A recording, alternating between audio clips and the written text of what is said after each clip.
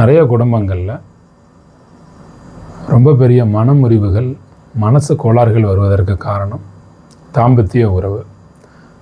ஆணும் பெண்ணும், கணவன் மனைவி இருவருமே ஒருவருக்கொருவர் எப்படியெல்லாம் இன்பத்தை கொடுத்து மகிழ்ந்து கொள்ளலாம் அப்படின்னு நினச்சி உடலில் இருக்கக்கூடிய எல்லா உறுப்புகளையும் பயன்படுத்தி செயல்பாடுகள் இருந்தால், சகல உறுப்புகளையும் முழுமையாக பயன்படுத்தினா உடலுறவின் போது உங்கள் உடல் உறுப்புகளையும் உங்கள் இணையரினுடைய முழு உடல் உறுப்புகளையும் பயன்படுத்தணும். தேகத்தில் இருக்கக்கூடிய இன்ச் பை இன்ச், ஒவ்வொரு இன்ச்சும் யூசேஜில் இருந்தால் பிரச்சனைங்கிறது வரவே வராது. இப்போ வீட்டில் பயன்படுத்தாத ரூம் 4 வருஷம் 5 வருஷம் போகலை அப்படின்னா அந்த ரூம் என்ன ஆகும்? கிராக் ஆகும், தூசி படியும். ஒரு பராமரிப்பில் இல்லை அப்படின்னா அந்த இடம் டேமேஜ் ஆகும்ல. அதுபோல் தான் உடலால் மனதால் அல்லது மனதால் உடலால் இப்படி தான் ஒரு கணவன் மனைவி இணைய முடியும். உடலால் இணைய ஆரம்பித்தா மனசு இணையும், மனசால் இணைய ஆரம்பிச்சிங்கன்னா அதுக்கப்புறம் உடல் இணையும். பொதுவாக பெண்கள் மனதை தொட்டால்தான் அவர்கள் உடலை தொட முடியும். ஆண்கள் பொதுவாக இது ஒரு ஜென்ரலான ஒரு சிஸ்டம், இது எல்லாருக்கும் பொருந்தது, சிலருக்கு பொருந்தாமல் கூட போகும். ஒரு பொதுவான ஒரு கருத்து என்னென்னா, ஆணுக்கு காமத்திலிருந்து காதல் துவங்குகிறது, பெண்ணுக்கு காதலிலிருந்து காமம் துவங்குகிறது. இது ஒரு பொதுவான ஒரு தகவல். நிறைய பேருக்கு தாம்பத்தியம் அப்படிங்கிறது ரொம்ப பெரிய அபார அனுபவமாக அமையும். அதுபோல் நபர்களுக்கு இப்போ இந்த வீடியோவில் நான் சொல்ல போகிற கருத்துக்கள் பெருசாக தெரியாது. சில நபர்களுக்கு காமம் தேவையே இல்லை அப்படின்னு தோணும், அவர்களுக்கும் இந்த வீடியோ பெருசாக தெரியாது. சிலருக்கு கல்யாணமே ஒரு பெருசாக தெரியாது, காதலுங்கிறதும் பெருசாக தெரியாது. இல்லைன்னா சில பேர் காதல் கல்யாணத்தினால வெறுத்து போயிருப்பாங்க, அவங்களுக்கும் இந்த வீடியோவில் நான் சொல்ல போகிற கருத்துக்கள் பெருசாக தெரியாது. யாருக்கு ரொம்ப முக்கியமான தகவல் அப்படின்னா, நல்லா வாழணும் அப்படின்னு நினைக்கிறவங்களுக்கு, இருக்கிற வாழ்க்கையை காப்பாற்றிக்கணும், அல்லது ஏற்கனவே ஒரு மேரேஜ் பண்ணி பிரிஞ்சிருந்தாலோ இல்லை இன்னொரு மேரேஜ் பண்ணணும்னு நினைக்கிறவங்க, அந்த வாழ்க்கை நம்ம சிறப்பாக வாழணும்னு நினைக்கிறவங்க, வாழ்க்கைக்கு ஆசைப்படுறவங்களுக்கு இப்போ நான் சொல்கிறது ரொம்ப நல்ல விஷயமாக இருக்கும். கவனமாக கேளுங்க. இதெல்லாம் தெரிஞ்சு வச்சுக்கிட்டு சரியாக நீங்கள் வாழணும். மனசு சுருக்குப்பை மாதிரி சுருங்கிடக்கூடாது, நல்ல பலூன் மாதிரி விரிவாக இருக்கணும். தாம்பத்தியம் அப்படிங்கிறது ஒரு கணவன் மனைவிக்கு இடையில் முக்கியமான ஒரு விஷயந்தான். தாம்பத்தியம் சிறப்பாக அமைகிறதுக்கு 2 பேரும் மெனக்கடணுமான்னா, ஆமாம் மெனக்கடணும். தாம்பத்தியம் அப்படின்னா தான் பத்தியம், கொஞ்சம் விட்டு விட்டு வாரத்துக்கு ஒரு தடவை, இல்லை 3 நாளைக்கு ஒரு தடவை, இல்லை வாரம் வெள்ளிக்கிழமை அப்படி ஈடுபடணும். தினசரி ஈடுபட்டாலும் ஆரம்ப காலங்களில் ஒரு திருமண துவக்க நாட்கள், சில பேர் காதல் உறவில் இருக்கும்போதும் காம உறவில் திருமணத்துக்கு முன்னாடியும் இருக்காங்க.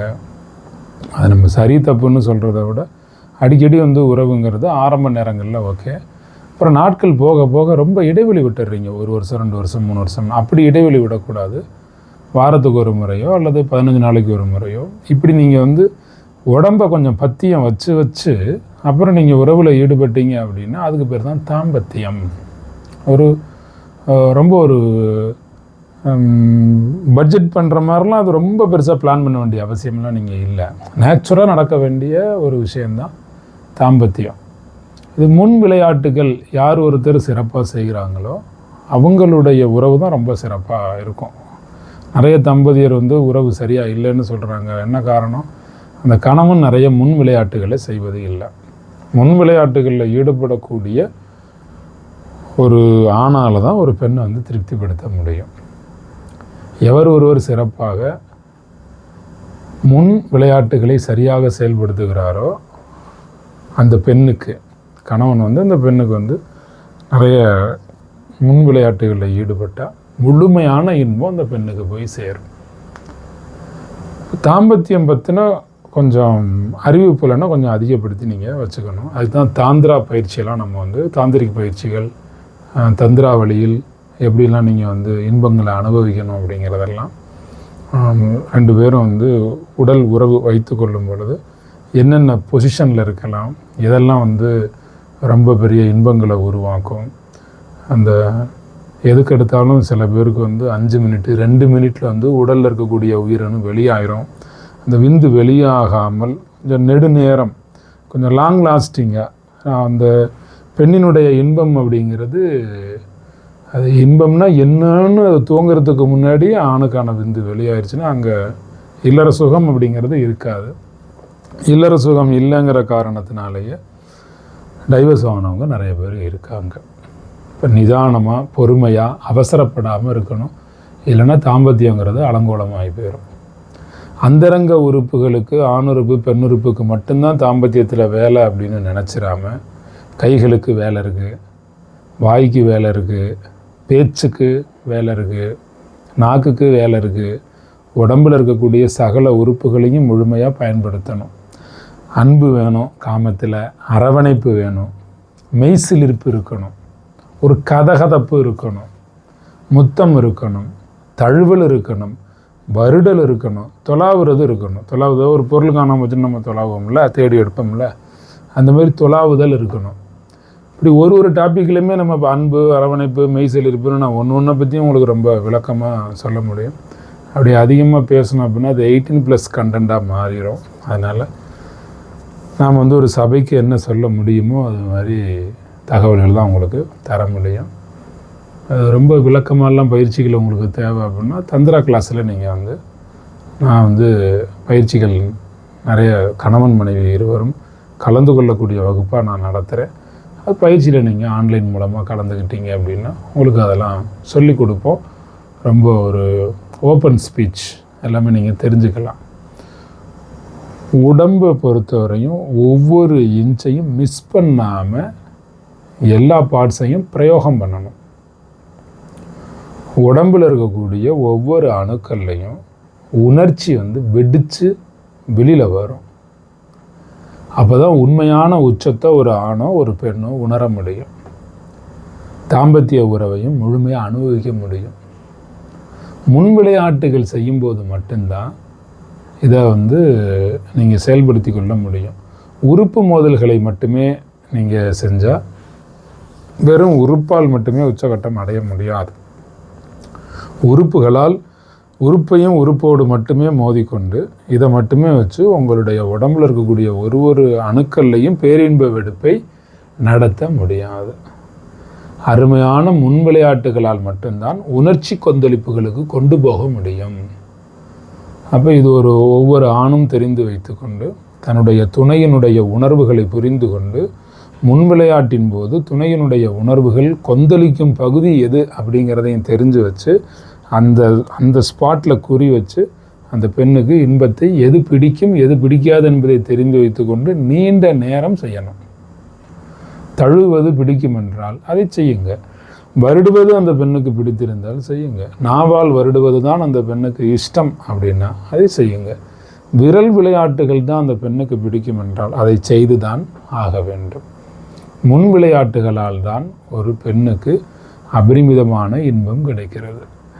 இந்த இன்பம் கிடைக்காத சில பெண்கள் எனக்கு இன்பம் கிடைக்கவில்லை அப்படிங்கிறத நேரடியாக சொல்லாமல் வேறு காரணங்களை சொல்லி கூட டைவர்ஸுக்கு போகிறாங்க. குடும்பங்களில் பிரச்சனைகள் உண்டாகுது. காமம் தேவைன்னு ஒரு பெண்ணு நினச்சி அந்த பெண்ணுக்கு காமம் சரியாக கிடைக்கலைன்னா அது பல வகையில் அந்த குடும்பத்தில் பிரச்சனையாக வெளிப்படும். சில பெண்களுக்கு காமம் வந்து தேவையில்லை. அப்போது கும்பராசி பெண்கள், கும்ப லக்ன பெண்கள், அப்புறம் துலாம் ராசி துலாம் லக்ன பெண்கள், மிதுன ராசியில் இருக்கக்கூடிய பெண்கள், இதில் வந்து ஒரு பாதிக்கு பாதி பெண்களுக்கு அவங்களுடைய பிறப்பம்ச அடிப்படையிலேயே கொஞ்சம் காமம் வந்து அவங்களுக்கு தேவைப்படும். அவங்க காமத்தை வந்து ப்ரெசன்ட் பண்ண வேண்டியது ஒரு கணவனினுடைய முக்கிய பொறுப்பு. வேலைன்னு வேலைக்கு முக்கியத்துவம் கொடுத்து மனைவியினுடைய உடலையும் மனதையும் தொடாமல் விட்டுவிட்டால் விபரீதங்கள் நிறைய உண்டாகி போகும். உளவியல் ரீதியாக நிறைய பிரச்சனைகள் உண்டாகும். நான் இப்போ சில ராசிகளை குறிப்பிட்டு சொன்னோன்னா அந்த ராசியில் இருக்கக்கூடியவங்களாம் ஏதோ காமத்துக்காகவே இருக்கிறவங்க அப்படின்லாம் நினைக்கக்கூடாது. காமம் என்பது பிறப்புரிமை, பெர்த் ரைட். அது body demand, mind demand, soul demand. இது எல்லாத்தையும் வந்து நிறைவேற்றிக்கிறதுக்காக தான் கல்யாணம். அன்பு பசி, காம பசி, காதல் பசி, அக்கறை, நம்ம மேலே ஒருத்தர் கவனம் கொடுக்குறாங்கங்கிற அந்த கவனத்தை பெறுவதற்கு, அக்கறையை பெறுவதற்கு, அன்பை பெறுவதற்கு, இது எல்லாம் சேர்ந்த ஒரு கூட்டுக்கலவை தான் ஒரு அண்டர்ஸ்டாண்டிங்காக இருக்க வேண்டிய திருமண பந்தம் அப்படிங்கிறது. அதில் அந்த காமம் அப்படிங்கிறது ஒரு பார்ட்டு. அது நிறைவேறலை அப்படின்னா அது பெரிய சிக்கல் தான்.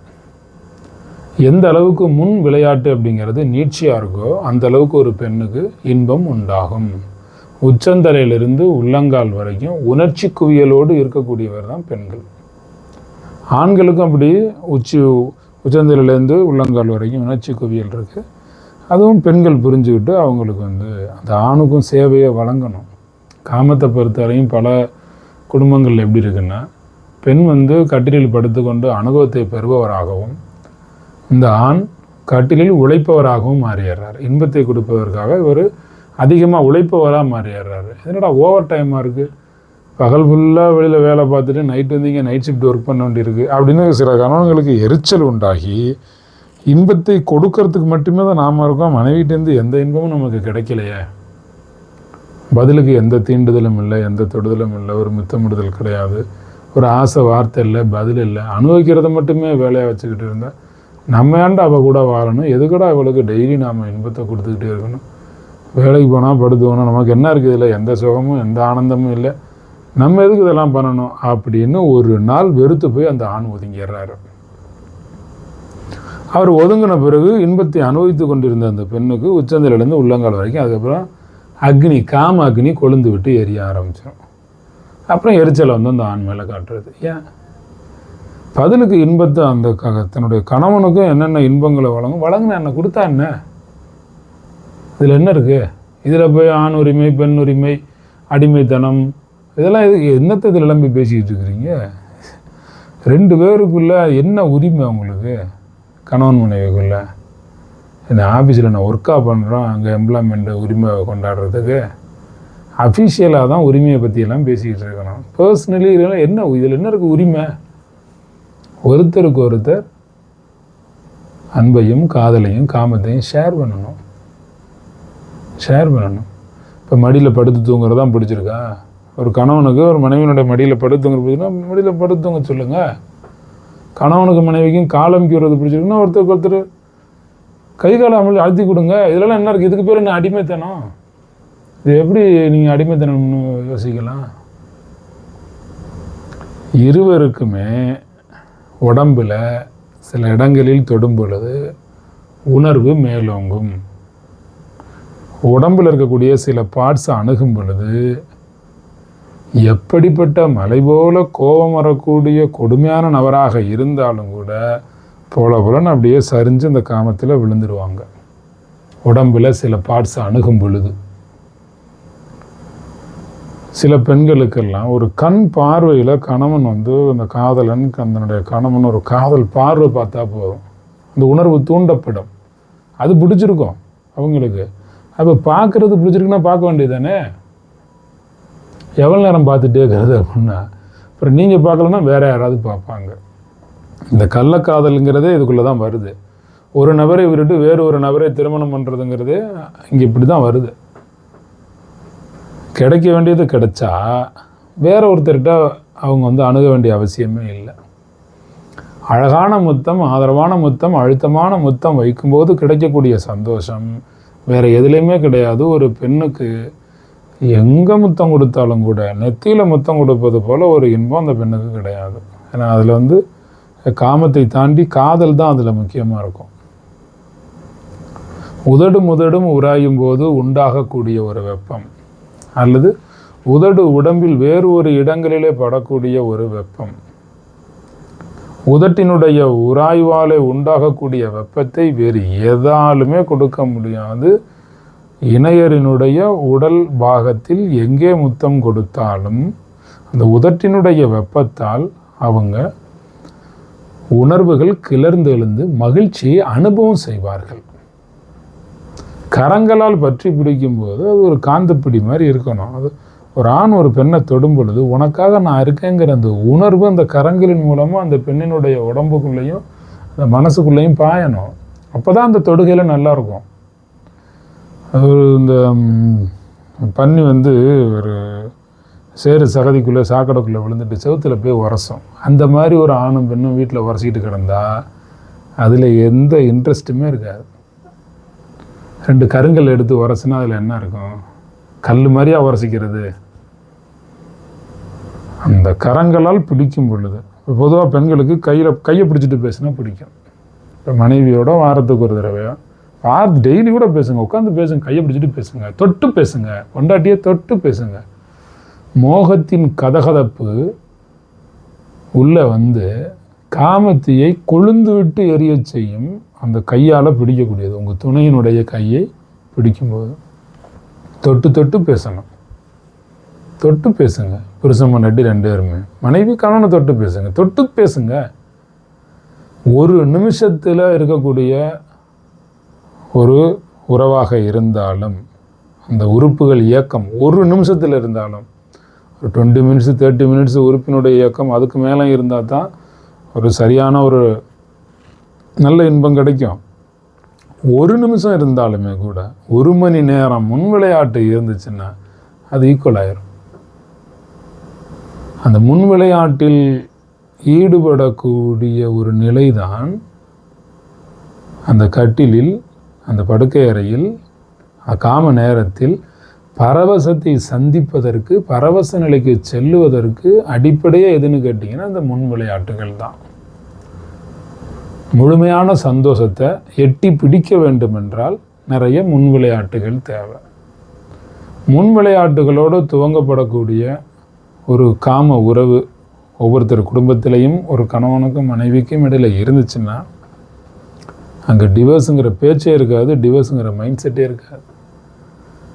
ஒரு பெண்ணை மனதாலும் உடலாலும் திருப்திப்படுத்தி விட்டால், உடலாலும் மனதாலும் அவங்களுடைய எதிர்பார்ப்பை பூர்த்தி செய்து விட்டால், அல்லது எதிர்பார்ப்பை பூர்த்தி செய்வதற்கு முயற்சி செய்து விட்டால், ஆண்கள் திருப்திப்படுத்த வேண்டும் என்று நினைக்கிறார்கள். ஆனால் ஒரு பெண்ணும் திருப்தி அடைவதே இல்லை. சில பெண்கள் திருப்தி ஆவதே இல்லை தான்.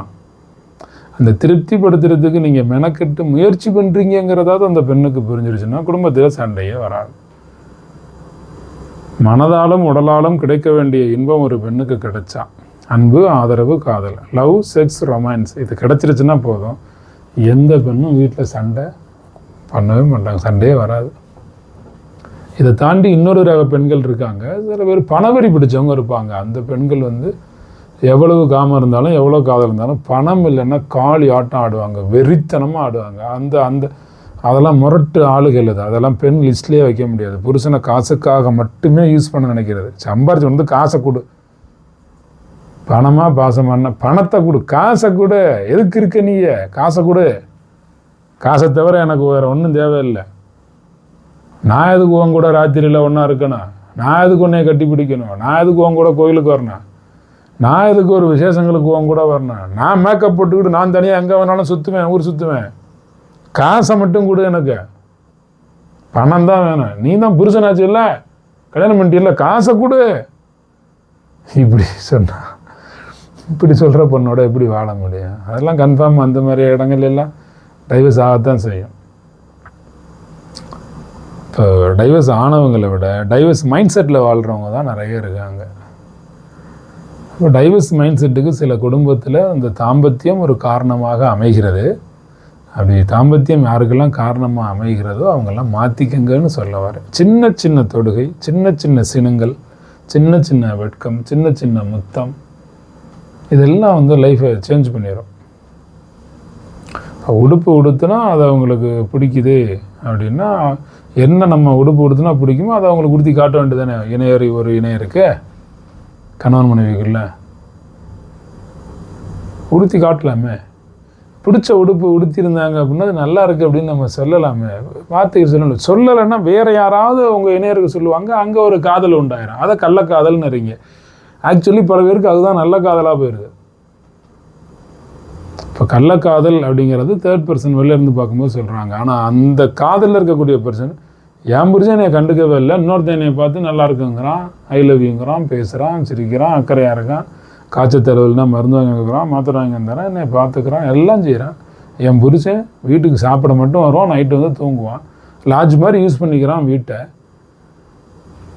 என் மனசுக்கு என்ன தேவை எதுவுமே அவன் செய்கிறது இல்லை, அதை இன்னொருத்தையும் செய்கிறான். அப்போ அவன் கூட நான் பேசுகிறேன், பழகுறேன், இதில் என்ன தப்பு அப்படின்னு ஒரு பெண்ணு கேட்கும்போது இதுக்கு என்ன பதில் சொல்கிறது? அது மாதிரி சில ஆண்களுக்கும் அப்படி தான் இருக்குது. வீட்டில் சமையல்னா வெளில போய் சாப்பிடத்தானே செய்வான், பசியோடவா இருப்பான். பொண்டாட்டி சோறாக்கி வைக்கிறது இல்லை, வேலைக்கும் போகிறதில்ல, வீட்டிலே இருந்து துன்பப்படுறது, எப்போ பார்த்தாலும் துன்பப்படுத்துறது, அவங்களும் துன்பப்பட்டுக்கிறது, எப்போ பார்த்தாலும் தற்கொலை பண்ணிக்க போகிறேன்ட்டு போய் நிற்கிறது, எங்கேயாவது கிணறு கிடந்தா கிணத்துல விழுக போகிறேங்கிறது, கார் வந்தால் காரில் விழுக போகிறேங்கிறது, ட்ரெயின் வந்தால் ட்ரெயினில் விழுக போகிறேங்கிறது, சோத்தில் வசதி சாவ போகிறேங்கிறது, இப்படி எப்போ பார்த்தாலும் மிரட்டிக்கிட்டே இருக்கிறது. பைத்தியம் மாதிரி இப்படி மிரட்டிக்கிட்டே இருந்தால் என்ன ஆகும் அந்த புருஷன் நிலமை? டெய்லி நைட் ஆனால் சண்டை, ஏதாவது ஒரு காரணத்தை வச்சு சண்டை எழுத்துறது. உங்கள் அப்பா அப்படி சொன்னாங்க, அம்மா அப்படி சொன்னாங்க, எல்லாரையும் கெட்ட வார்த்தையில் திட்டி, வசனங்களை பேசி, வம்பை இழுத்து, டார்ச்சர் பண்ணி, தொந்தரவு பண்ணி, எப்போ பார்த்தாலும் ஏதோ மனநல நோயாளி மாதிரி இருந்துக்கிட்டு வாயில் 1000 வண்டியை வாடகைக்கு எடுத்து விட்டுக்கிட்டு எரிமலை மாதிரி நெருப்பு மாதிரி வார்த்தையை கக்கி வம்பை இழுத்து எப்போ பார்த்தாலும் திட்டிக்கிட்டே இருக்கக்கூடிய ஒரு பொண்ணோட ஒரு ஆம்பளை எப்படி தான் இருக்க முடியும்?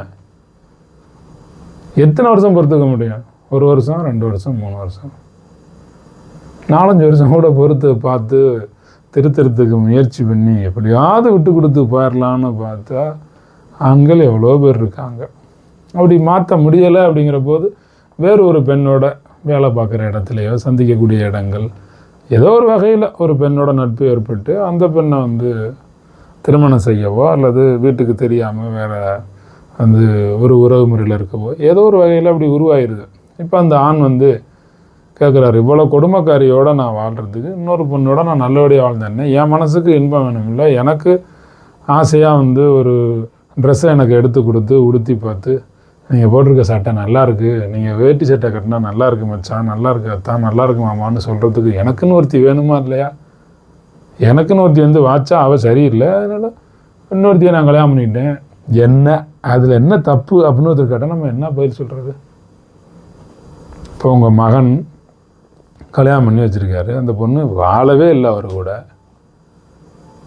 10 வருஷம் ஆச்சு பஞ்சாயத்து பண்ணியும், 10 வருஷமாக வாழலை, இனிமேல் வாழவும் போகிறதில்லைன்னா இப்போ உங்கள் மகனுக்கு நீங்கள் என்ன வேறு கல்யாணம் பண்ணி வைப்பீங்களா இல்லையா? திமிர் பிடிச்ச ஒரு பொண்ணை வச்சுக்கிட்டு, இப்போ அந்த பொண்ணு நல்ல பொண்ணாக இருந்தால் சரி, திமிர் பிடிச்ச பொண்ணை வச்சுக்கிட்டு எப்படி வாழ முடியும்? பல இடங்களில் டைவர்ஸு தவிர்க்க முடியாத ஆகிறது. இப்போ இந்த வீடியோட நோக்கம் என்னென்னா, சின்ன சின்ன பிரச்சனைகளால் டைவர்ஸ் மைண்ட் செட்டில் வாழ்கிறீங்க. பிரிஞ்சுட்டா கூட அது பிரிஞ்சுட்டோங்கிறதோட போயிடும்.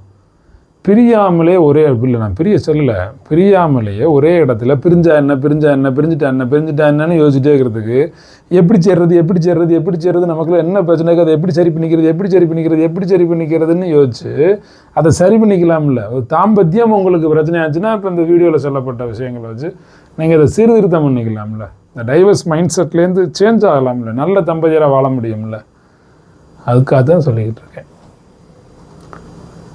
நம்ம கணவன் மனைவி, இப்போ குழந்தை இல்லாத தம்பதியர், செல்வ வளம் இல்லாதவர்கள், கடன் பிரச்சனையை சரி பண்ணணும், கணவன் மனைவி ஒற்றுமை உண்டாகணும் அப்படிலாம் நினைக்கக்கூடியவங்க, பல பிரச்சனை, எந்த பிரச்சனையாலும் தீர்க்கிறதுக்கு சஷ்டி விரதம் வருஷம் கடைபிடிப்போம். 6 நாள் உண்ணாவிரதம் அற்புதமாக ஆன்மீக சொற்பொழிவுகளோட ஆன்மீகமாக நடத்துவோம். பயிற்சி நேரடியாகவும் நடக்குது, ஆன்லைன் மூலமாகவும் நடக்குது. வருஷம் பண்ணுறோம். இந்த வருஷமும் நடக்குது. நான் தான் நடத்துகிறேன் பயிற்சி. உங்களுக்கு தேவைப்பட்டால் கலந்துக்கங்க. 6 நாட்கள் உண்ணாவிரதத்தோடு சஷ்டி பயிற்சி, இலவச பயிற்சி, ஆன்லைன் மூலமாகவும் கலந்துக்கலாம், நேரடியாகவும் கலந்துக்கலாம். நிறைய நன்மைகள் உங்கள் வாழ்க்கையில் நடக்கட்டும். டைவர்ஸ் மைண்ட் செட்லேருந்து நீங்கள் சேஞ்ச் ஆகணும் அப்படிங்கிறதான் இந்த வீடியோ பதிவினுடைய நோக்கம். இந்த வீடியோவில் சொல்லப்பட்ட கருத்துக்களை நீங்கள் என்னவா புரிஞ்சுக்கிட்டீங்க அப்படிங்கிறத நீங்கள் கமெண்டில் எழுதலாம். ஏற்கனவே நான் டைவர்ஸ் மைண்ட் செட் அப்படின்னு 2 வீடியோ வெளியாக்கியிருந்தேன். அதில் உள்ளவங்க சில கேள்விகள் கேட்டிருந்தாங்க. அந்த கேள்விகளுக்கு பதில் சொல்லும் விதமாகத்தான் இந்த வீடியோவை நான் தர்றேன். உங்களுக்கு எதுவும் வாழ்க்கையில் வேறு எதுவும் பிரச்சனைகள் இருந்தால் அந்த பிரச்சனைகளை எப்படி தீர்த்துக்கிறேன்னு உங்களுக்கு தோணுச்சுன்னா நீங்களும் உங்கள் லைஃப் சம்மந்தப்பட்ட கேள்விகள் கேட்குறேன். நான் அடுத்தடுத்த டைவர்ஸ் மைண்ட் செட் அப்படிங்கிற தலைப்பில் வரக்கூடிய வீடியோவில் தெளிவான பதில்களை நான் உங்களுக்கு தருகிறேன். நிச்சயம் உங்களுக்கு இந்த வீடியோ உதவியாக இருக்கும் அப்படிங்கிற நம்பிக்கையில் தான் நான் தருகிறேன்.